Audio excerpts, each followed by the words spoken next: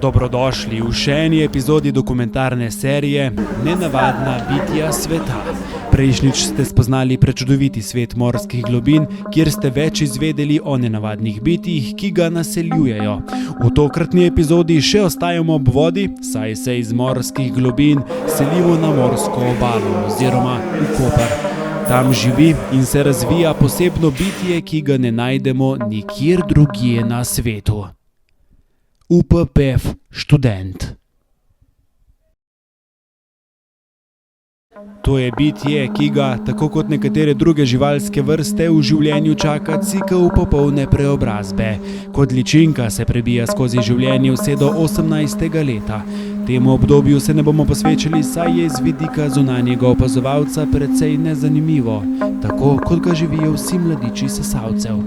Precej bolj zanimivo postane, ko se v poznih zimskih mesecih, običajno je to drugi vikend v februarju, študent zabubi in se v tej obliki prvič pojavi na fakulteti, na informativnem dnevu.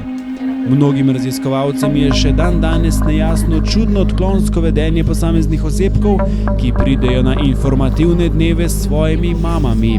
Nekateri, sicer nezanesljivi viri, to pojasnjujejo kot fazo laktozne abstinenčne krize, ko se posamezni osebki ne morejo odklopiti iz maminega objema in se kot odrasli študentje podati v svet odraslih. Študent v fazi bube običajno preživi skoraj 7 mesecev. V tem času pa preživi tudi najdaljše poletje, ki ga je in ki ga bo kadarkoli doživel. Oktobra pa se faza njegove transformacije zaključi in se spremeni v odrasel osebek. Postane UPPF študent.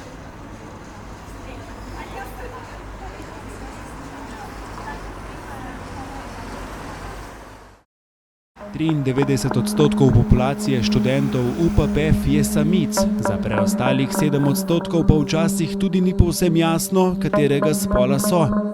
Predstavniki samcev imajo na voljo več odlagališč iztrebkov kot tiste ženskega spola.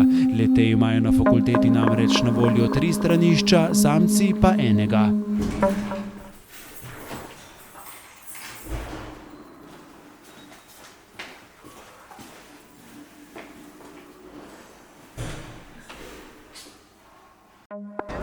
Zanimiv preizkus socializiranosti je vsekakor prvi študijski dan, ko večina neupogljenih in izgubljenih študentov išče svojo družbo in se morajo nevedoč, kaj jih čaka v prihodnem življenju, zvršati v različne socialne skupine.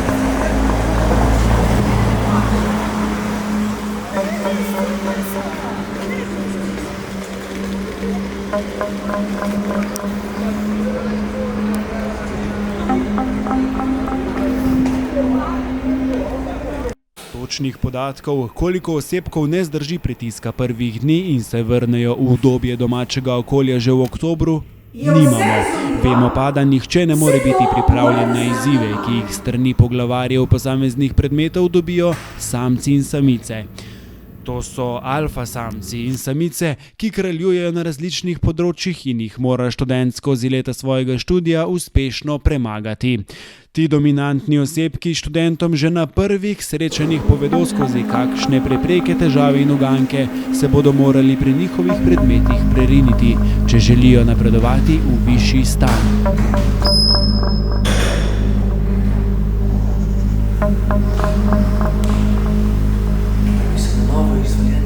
Pifovec lahko namestil v udobne sedeže iz spokojnega lesa, mora najprej najti ustrezna vrata, ki vodijo do strateških pozicij. Sprva se to res lahko zdi kot prava nočna mora.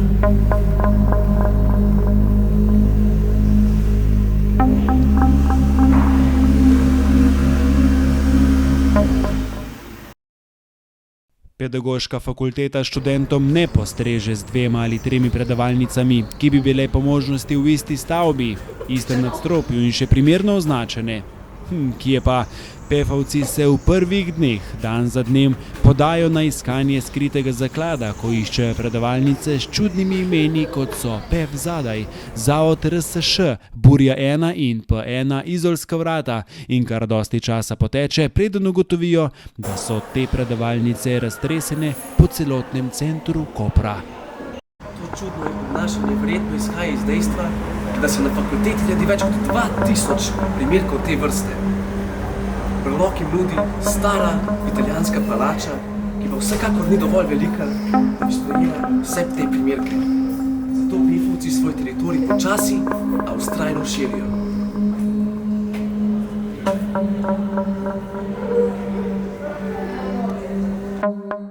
Resen preizkus, kjer mora večina osebkov te vrste dokazati svoje orientacijske sposobnosti in sposobnost prebiranja zahtevnih kod, se pokaže že pri lociranju, še bolj pa pri uporabi skupne knjižnice UPFM in UPPF.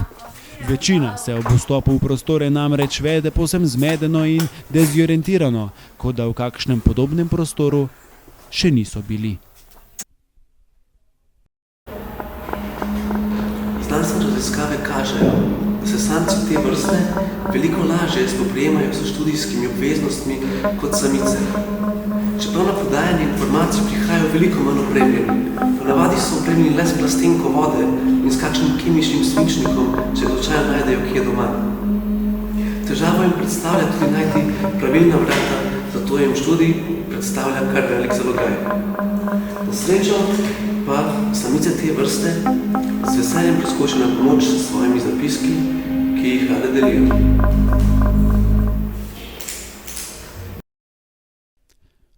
Nenavadne so tudi prehranjevalne navade običajnega PEF študenta, ki so, zanimivo, pogojene z dnevi v tednu. Za obrok nikoli ne poskrbi sam, vsaj ne v celoti. Za ponedeljek in torek ima v hladilniku vedno ostanke, ki mu jih je, ko se je odpravljal od doma, da ne bo stradal, dala mama. Ob sredah, četrtkih in petkih pa vase vnaša hrano, za katero mu vsakič natanko 2,82 € pristavi država. Seveda tak način prehranjevanja v osebku pogosto vzbudi določeno ljubezen do hidratov in maščob, ki se ji, ko ni več študent, zelo težko odreče. Poglavarji vsakega od habitatov, ki jim, kot smo že omenili, rečemo profesori, od posameznega osebka vsake pol leta zahtevajo preizkus znanj in modrosti, ki jih sami, zavestno ali ne, podajajo na precej frontalnih predavanjih. Zgodi se, da že med samim preverjanjem na izpitne pole pade kakšna kaplja potu posameznega osebka, kar v profesorju takoj vzbudi sum na neznanje kandidata. Sum pa je lahko povsem neopravičen, saj pogoji za dokazovanje znanja niso vedno optimalni in predvsem nepogojeni s količino pretečenega potu. Prenašanje znanja med osebki različnih generacij je svojevrsten fenomen, saj vključuje vedno manj relevantnih, verodostojnih in iz strani profesorjev priporočenih virov za učenje. Obratno sorazmerno s padanjem le-teh pa narašča število okrog krožajočih se izpiskov, starih izpitnih vprašanj, ki v vse večjem obsegu služijo študentom kot glavni vir učenja.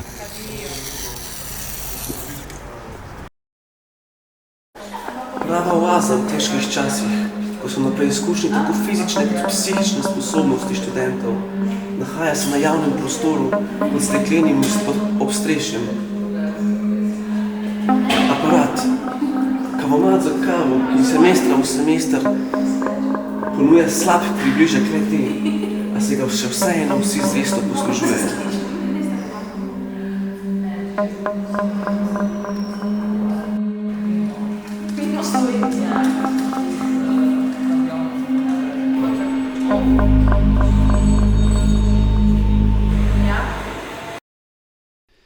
UPPF se na vsak ponedeljek in vsak petek spremeni v mednarodno letališče. Vsaj tako izgleda avla, ko študentom pri prihodu na predavanja družbo delajo veliki kovčki. Zakaj jih prenašajo s seboj na fakulteto in predvsem, zakaj ravno v ponedeljkih in petkih, ni povsem jasno. Mnogi raziskovalci pa so enotnega mnenja, da verjetno zato, ker jih kovčki spominjajo na toplino doma in dajejo občutek varnosti in svobode, ter že nakazujejo močno željo po objemu življenjskih partnerjev in mater. Vsekakor jim kovčki predstavljajo pravo uteho in zaščito pred surovim istrskim kamnom, močno tramontano in neznanimi osebki iste vrste. Se pa lahko v času izobraževanja samci in samice spogledujejo in spoznavajo v obštudijskih vragolijah, ki jih je v deželi pedagoške fakultete precej. Blagor hiši, kjer se petje sliši, pravi star slovenski pregovor. V hiši pevovski je torej blagor doma, saj obstajata zbor samcev in zbor samic. Še posebej navihani so v igralski skupini Pevteater, junaki godbe pa se veselijo na vajah orkestra.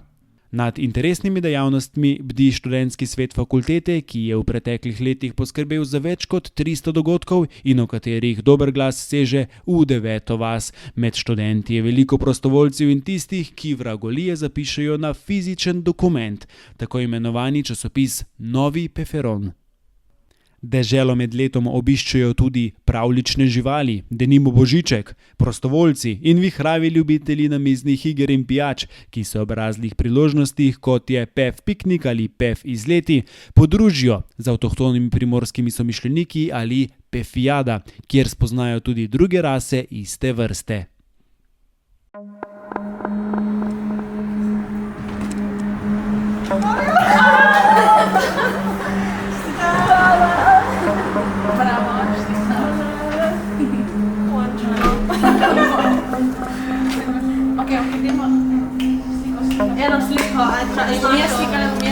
Ko pa pefovci in pefovke naredijo zadnji izpit, naredijo tako imenovano zaključno delo. Ob tem vsi, samski in samički, postanejo ključen, zanesljiv in odgovoren del izobraževanja ter vzgoje v slovenskem in zamejskem prostoru. Postanejo zanesljivi in odgovorni, postanejo člani alumni kluba UPPEF.